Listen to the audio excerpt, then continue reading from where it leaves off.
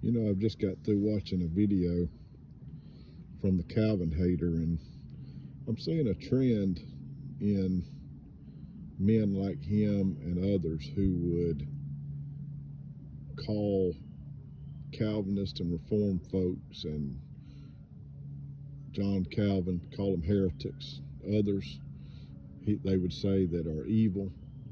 And the trend that I'm seeing is that they have convinced themselves, and they try to convince others, that intellect and wisdom are wrong. And they love to say teachings of men and wisdom of men. And I want to challenge that, and this is the challenge, that the scriptures were given by inspiration to the apostles as well as to the prophets and others who penned the scriptures. And then they were passed down through generations to generations to generations till we have them now. And along with the scriptures, and included in the scriptures, is the spiritual gifts that God has given out. And some of these men, like the Calvin haters and like the Ruckmanites, they would have you believe that all man's wisdom and all teachings that they call from men are wrong. And they also make a key phrase, and this is their key phrase: I've been given wisdom. I have been given discernment. And they try to put people in the place to view all people's wisdom, if it's not within their parameters, such as the King James Bible or Arminianism or provisionism. They try to cast that out to say that that's heretical or evil.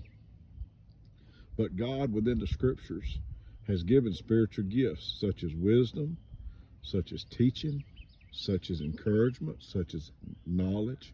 And there have been men and women throughout thousands of years of church history who have used these spiritual gifts as a way to bring the gospel to a concise, understandable way.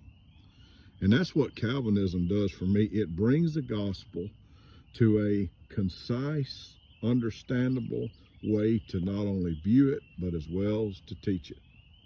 And there's nothing wrong with that. Now, this term heretical is being thrown out so often these days. And this term evil is being thrown out so often these days. I don't for one minute believe that people that may not be of the Reformed faith are evil. I don't believe that those who follow provisionism are evil. I think they may be uninformed, but I don't think they're evil. But yet this grouping of radical ones who are ignorant, who are uninformed, which is ignorant, who are divisive, they would say that all these, the ones that do not follow the King James, the ones that do follow Reformed faith, the ones that maybe are not like them, they would say we're evil, heretical, etc. But I want to tell you, don't be fooled for 1 minute. God has given gifts to men. And some of these gifts is wisdom and knowledge. And there is nothing wrong with someone taking the scriptures and bringing them to a concise way so that they are understandable. And be very, very cautious of anyone that says God has given them wisdom and given them discernment, but yet they have no way to have that vetted.